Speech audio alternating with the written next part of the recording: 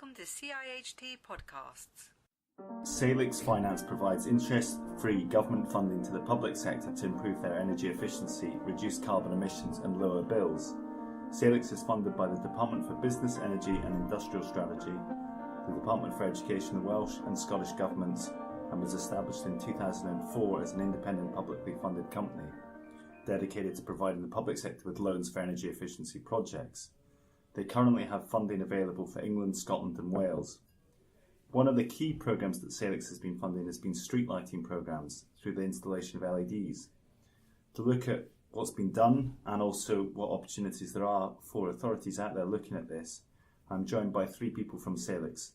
Alannah Powell, Head of Marketing and PR, Lindy Frey, Programme Coordinator for the English Streetlight Programme, and Matt Caville, the Head of Technical. Welcome all. Thank you. How can Salix help if an authority is interested in investing in LEDs for their street lighting? Should I start with this one? Yeah. Okay. So firstly, it's what we can offer is a conversation. So we're very open to providing initial feedback just on their ideas and also feedback on their internal business case. And this can include visiting the council offices, presenting to any colleagues who are involved, colleagues in procurement or finance, even the head of finance we often do, and facilitating the internal discussions to kind of support the decision making. And we can also provide transparent insight into the complete process from application to completion, what that would involve in terms of timescales and any paperwork involved, any terms and conditions. So we're very transparent with that right from the start, which is really helpful for people to understand the process. And we can also provide case studies and knowledge sharing slides. So on the website, there's a database of completed projects that you can search through by name of local authority or type of technology. And this is a really valuable asset for other local authorities to learn about what their colleagues have done previously. We also facilitate knowledge share kind of through workshops and regional meetings. So we have one coming up actually on the 8th of November. It's going to be hosted in Brent, and that's going to be focused on sharing lessons learned from completed street lighting projects, which is going to be a really interesting workshop, quite technical, and also hearing from industry leaders. So the invites for that will be going out soon. And then there are a few other things that I would mention, like part funding, reservation of funding, and supporting multi-year projects over a number of years, but we'll go into that a bit later. I think I have a bit more detail on that. Okay, thanks Lindy. Anything else to add? I was just going to add to what Lindy was saying, that it's a really valuable tool for public sector organisations to be able to come to our workshops and discuss their projects and best practice and just share their experiences really. We really try to make it more of a hub for knowledge sharing and experience, and they can speak to local authorities and other public sector organisations like themselves that are going through similar experiences. And if an authority is looking at applying, from the application being submitted, how long do they have? Will it take a long time before they have confirmation of funding? So we typically say that it's a 2-week turnaround that we give for Matt and his team to assess the project. So it will be within a 2-week period, maybe quicker than that. And if Matt and his team need any more information, they'll go back to the client and talk them through what's needed and support them. Yeah, I think just to add on to that, so what our team does is the kind of technical review of the projects and the business cases that come through for funding. So what our team is looking at is the kind of technical viability of a project, the financial business case, and also the deliverability and the risks are associated with those kinds of projects. So what do I encourage clients to do? I mean, if they've got an idea of a project and a draft business case ready to go, if they can get it to us at the earliest stage possible, we can give them feedback straight away. So when they come to formally submit their application for funding, we're already in a good position to, really drive that kind of agreement through and get them the loan as quick as possible. We also try to reiterate that it's a very simple online application process. It's a very short application form with the contact details that are needed.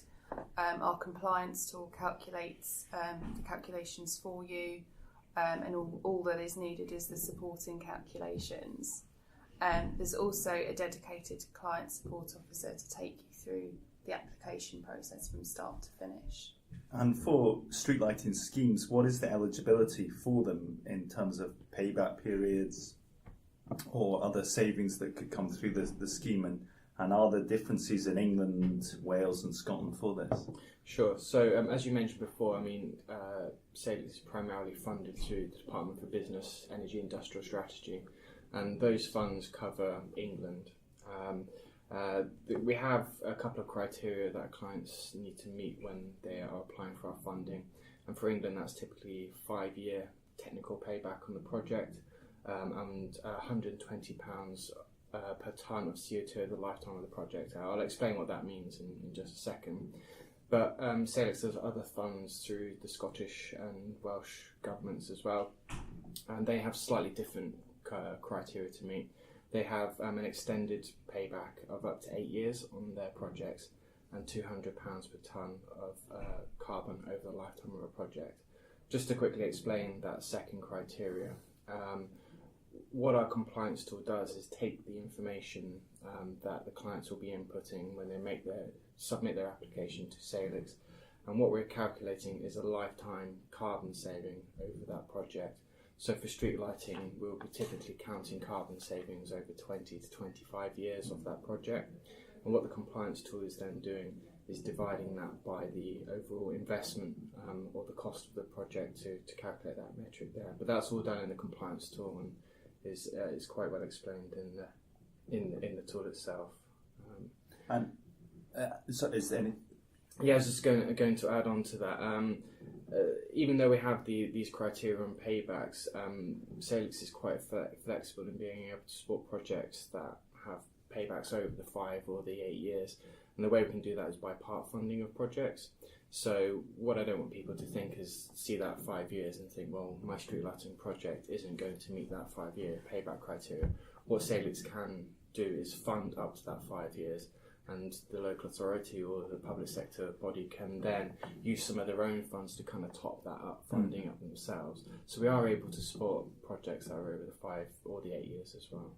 I would just add on to that, which is the part funding can be done with any other source. So it can be prudential borrowing, or it can be from any other borrowing source or capital.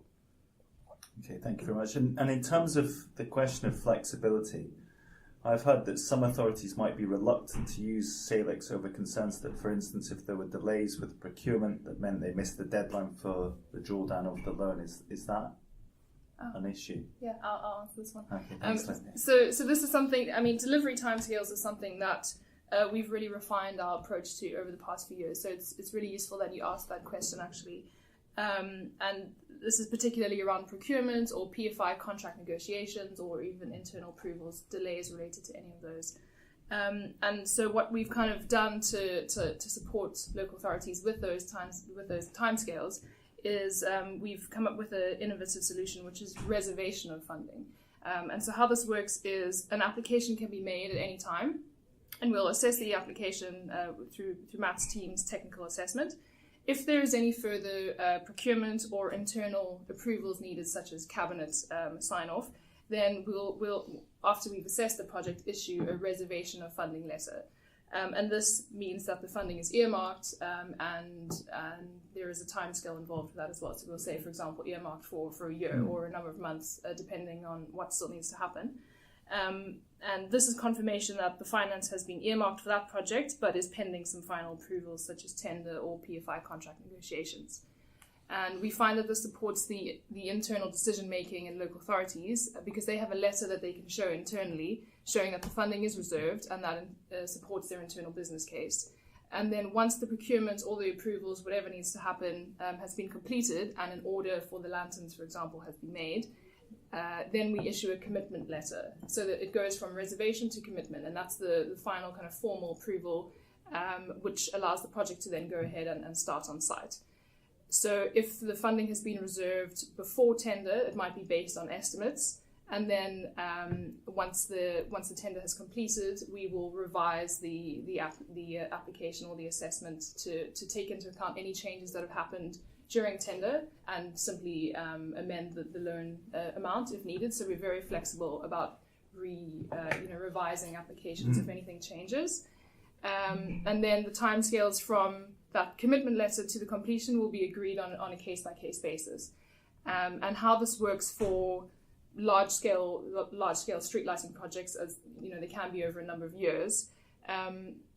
We part fund large-scale multi-year street lighting projects, which can have a delivery timeframe from 3 to 4 years, for example, and we break them down into one phase per financial year. So we'll work together on reporting the completion progress per financial year, and that's kind of a tranche, and then there could be 3 or 4 of those in the total program together. And this approach has been implemented across many large-scale projects and has been really successful for both parties because it gives the authority confidence that funding has been agreed for a number of years and they can go ahead and deliver their program. And it also gives us the right checks and balances and due diligence that we can do before signing off the project. And I can give you some really successful examples of where this has been implemented. So a recent one is Calderdale Council. So they applied based on estimates. This is a £5 million project, and we assessed that project and reserved that funding based on those estimates. They then went to tender. The tender's finished, and we've now reassessed that and revised or amended the application and the loan value based on those results. And we'll soon be in a place to commit funding to that project after cabinet approval. Another example is Cheshire West. So following their tender, we committed the first phase, so that was 1 year of the project, and then reserved the remaining few phases, and then they would be committed, as the years go by. So that's a really successful approach that we use specifically for those cases where there are things like procurement or PFI negotiations that can take some time. Yeah. So the concerns about delays are actually allayed with that comfort that they get that we agree in principle to give this funding, and then it can be sort of revised if necessary. Exactly, and I would add on to that I mean, even if we work very closely with the local authorities and on their project plans and their timescales and any risks that come up, it's a very kind of proactive discussion and regular communication that happens. And even if we have agreed something, we understand that delays do happen. Sometimes they're out of your control, even if there is proactive risk management going on. And in that case, we are flexible, specifically, I would say, addressing the drawdown of funding. So we agree a funding schedule in advance, and this can have interim payments over the financial year, how many they need to support their plans. And ideally, we would create this as accurately as possible, but we do understand that if those things need to change or a payment be brought further in advance, that can happen as well. Yeah, and generally speaking, what is the average payback for lighting schemes? So I think I'll answer that one. So it really depends on what the client is looking to do with their street lighting. So are they just looking to upgrade the luminaire, for example? Are they looking to do a whole-scale column replacement as well? Some of the new LEDs, for example, are quite heavy, so it might not be suitable to simply retrofit older fittings with new technology. It also depends on other things like have the local authority got a in-house maintenance team that can go out and do all these changes for them, or they need to get someone in to come and do these upgrades for them. So there's a lot of things going on, but I did take a quick look back at the last 3 years of our funding in street lighting. Over the last 3 years, we've funded around about 100 million, just over that, in street lighting, and those projects had around about a 7 to 8 year payback kind of average there. So that means that Salix has funded around 65 to 70% of the total project value, with the additional 30% coming from the client's own funding. So I think that's the kind of best average I can give in terms of paybacks. One thing just to add on paybacks, when clients are applying for our funding, we are looking solely at the energy savings, and that's how our paybacks are calculated. But one thing we do encourage clients to look at as well is the other benefits. So not only are there improved lighting or controls, if they are doing controls as well, but there's things like maintenance savings that they can include in their own internal business cases, which with LED street lighting can be quite substantial. So it's something that I'd also encourage clients to look at as well. So the business case that they make internally might be on slightly different Exactly, metrics. yeah. So we will consider ours on the energy savings merits alone, but there are additional benefits for clients to look into as well. And looking back, what are some of the achievements in terms of energy efficiency, reduced carbon emissions or lower bills that Salix has made since it started funding street lighting schemes across the UK? Well, I think I'll begin to answer that question. I mean, we have some really substantial clients within the street lighting sector. We've worked with Kent, Gloucestershire, Bournemouth, Nottinghamshire, and also considerable street lighting projects in Scotland and Wales. As an example, in Scotland, 25 of the 32 local authorities have now had funding from us, and 1 in every 3 lights from Scotland is LED. Kent is the largest street lighting programme to date that we have been involved in. The council borrowed 27.5 million from Salix for a delivery programme across a number of years, and that covers both residential and traffic route areas. They started this in 2015 and the project is still ongoing and due to complete in 2018. They'll actually be speaking at our street lighting workshop about their project and lessons learnt, and how they've worked flexibly with Salix, taking into account changes to the project details. We've also worked with Gloucestershire, and that was the first LED street lighting project in England, and they will also be speaking at the street lighting workshop. I'll just mention a few more. In Scotland, some great examples are Dundee City, Aberdeen City, East Lothian and East Ayrshire, amongst many others. And in Wales, there was Cardiff City was a 4.8 million loan from us for street lighting, Flintshire just over 3 million, and the Isle of Anglesey, their phase 1 was just over 350k with further phases to come. And looking forward, how many programmes, is there still a long way to go in terms of street lighting programmes, or as you mentioned 1 in 3 in Scotland and now LEDs, but in England it's maybe not quite as many, so do you see a sort of forward programme of quite a lot of work? Yeah, definitely. I think in Scotland has made substantial progress with the LED conversion rollout throughout the country. A lot of those pilots supported by Salix. Scotland have been a leader or an early adopter of LED street lighting, and a big reason for that is the support that Scottish Futures Trust have provided, specifically Lindsay McGregor and also the business case tool that's available for local authorities The street lighting toolkit. Yeah. There, that's it. Lindsay actually started off at Dundee City and put together the business case for their application to Salix, which ended up being a fantastic project. And has since then joined Scottish Futures Trust and has been sharing his considerable knowledge and experience across Scotland specifically, but also across the rest of the UK. And he's someone that we work really closely with, and he's been a key player in accelerating the adoption of LED conversion across the UK. In England, I work specifically at the moment with English local authorities, and there still is a lot to do. So we're actively kind of getting the message out there that there is that funding available. This is how it works. It's an option that you can consider, particularly with part funding with other sources, and there is still substantial work to be done there. Great, thanks. I mean that brings me to the final question about what other funding avenues are there for authorities, and how might the part funding from Salix work with other options?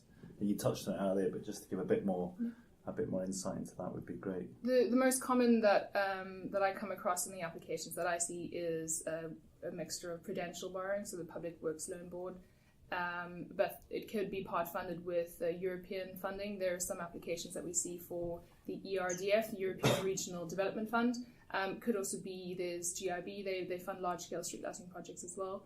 And you asked about the differences. Well, the main difference would be that Salix is obviously interest free, which is a pretty useful feature for local authorities who are really under pressure to make big savings and starting immediately. So that's really a key feature there. I think the other reasons that Salix is a really valuable source of finance is not only about the finance being interest free, but there are also no application or administration fees. and as Matt will tell you a bit more about, there's a lot of kind of hub of network and knowledge that Matt will explain a bit more about. Yeah, so I mean, Salix has been working with the public sector since 2004. I think we've been going since. So over those years, we've built up quite a wealth of information, and instead of just holding that close to our chest, we want to be out there really kind of encouraging that knowledge sharing amongst our clients. So when clients come to us to use our funding, as Lindy said, it's not all about the money, it's about the additional knowledge and experience that comes along with that. So we have an internal technical team who can offer advice on business cases, things like how to calculate your savings, just simple things like that. It's something we can really help drive along the process. But also, mostly with the team, the work that Lindy's team does is offering that kind of personal point of contact as well. So when clients come to us with a project, they're going to be assigned a client relationship manager who's going to be able to really walk them through that process. And as the project moves on from having the funding committed to delivering that project, we'll also be there throughout that process as well, kind of making sure that things are running to timescale and that any kind of risks or problems are identified early, and we can really support clients through that as well.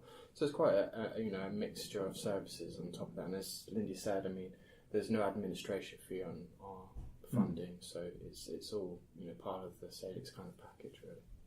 Great.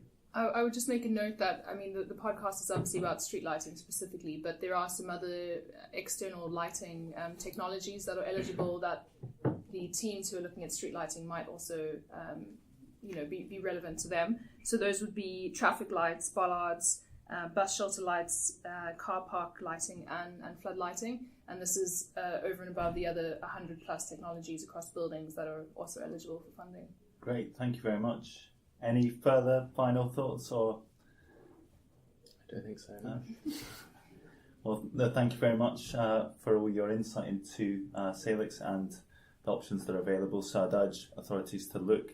Probably first port of call would be the website, and then you can go on your journey there.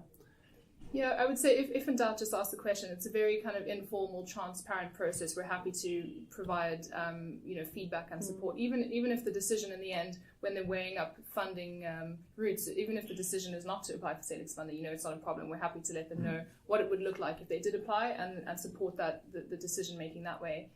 So if ever in doubt about what the flexibility is, or what the project could look like, or the loan could look like, it doesn't hurt to just give us a call, and there'll be someone specific to your project to give you those kinds of answers. And just to add to that, what you were saying about the website, we update the website very regularly. We have blogs going up sort of twice a week. The carousel is updated weekly. Twitter's also a really good source of information about new projects and what's happening at Salix. So, get online and have a look on the website. And what I would say about the street lighting workshop is that the invites are going to be going out soon. But if anyone's interested, they can, feel free to let us know. Great. Thank you very much. Thank you. Thank you.